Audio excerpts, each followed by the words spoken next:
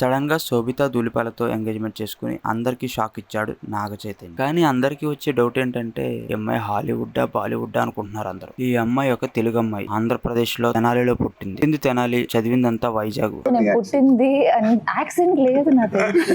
నేను పుట్టింది తెనాలిలో, that's my mom side, and నేను పెరిగింది వైజాగ్ లో, స్కూలింగ్ అంతా అక్కడే.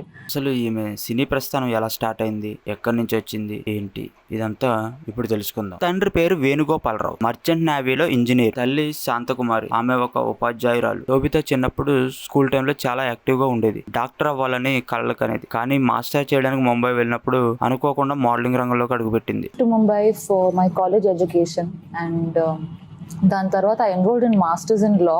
అయితే ఈ అమ్మడు హాట్ అందాలతో చాలా యాడ్లు కూడా చేసింది. రణవీర్ సింగ్ తో కండోమాడు,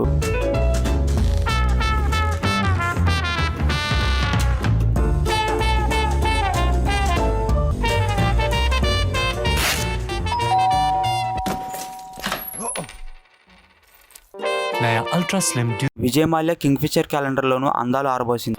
Keep changing the look, huh?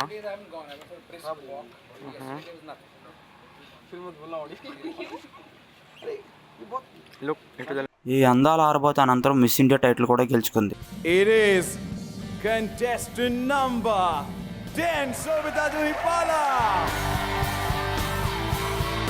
Adivi Sesh హీరోగా స్వీయ దర్శకత్వంలో తెరకెక్కిన గూఢచారి సినిమాతో ఈ అమ్మడికి తొలి అవకాశం ఇచ్చాడు. ఈ సినిమాతోనే నాగ చైతన్యతో పెళ్లికి పునాది పడింది. అదేలా అనుకుంటున్నారా? అదేనండి. ఈ సినిమాలో నాగార్జున మేనకోడలు సుప్రియ ఒక ఇంపార్టెంట్ రోల్ చేసింది. సుప్రియ ద్వారా నాగ చైతన్య పరిచయం అవడం, ఆ పరిచయం ఇప్పుడు పెళ్లి వరకు వచ్చింది. ఆ టైంలో నాగ చైతన్య షూట్కి రావడం, ఇద్దరి మధ్య సన్నిహిత్యం పెరిగి ప్రేమగా మారిందని అప్పట్లో గుసగుసలు చాలానే వినిపించాయి. కానీ ఎవరూ పట్టించుకోలేదు. తెలుగు, తమిళ, కన్నడ చిత్రాలు చేస్తూనే నాగ చైతన్యతో ఫుడ్ బిజినెస్ గురించి డిస్కస్ చేస్తూ లండన్, జపాన్, జర్మనీకి వెళ్తూ అక్కడ ఫుడ్ హైదరాబాద్లో లాంచ్ చేయాలని అనుకునేవారు.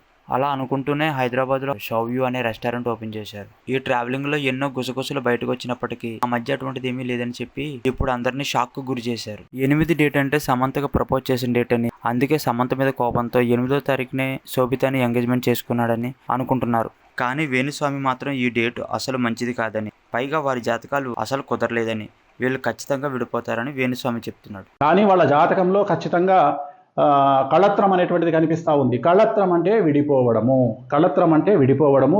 సమంత, నాగ చైతన్య జాతకం ప్రకారం వాళ్ళకి 50 మార్కులు వస్తే, నాగ చైతన్య, శోభిత ధూళిపాల జాతకం ప్రకారం వాళ్ళకి 10 మార్కులు కూడా రావట్లేదని, వీళ్ళు ఖచ్చితంగా విడిపోతారని వేణుస్వామి చెబుతున్నాడు.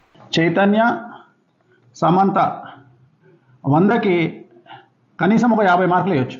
అంటే నాగ చైతన్య కాంబినేషన్ ఆఫ్ శోభిత 100కి 10 మార్కులే. సేఫ్ సైడ్ ఒక మాట అన్నాడు, నా జాతకం తప్పు అయితే బాగుండు అని. 10 కాలాల పాటు పిల్లా పాపలతో హాయిగా ఉండండి. అలాగే నా జ్యోతిషం ఫెయిల్ కావాలని కోరుకుంటున్నా. వీళ్ళకి సంబంధించిన జ్యోతిషం నేను చెప్పింది ఫెయిల్ కావాలని కోరుకుంటున్నా. ఏది ఏమైనా వివాహ బంధం అనేది చాలా గొప్పది. దాన్ని విడాకులనే వివక్షతో ముగించకూడదని కోరుకుంటున్నాను.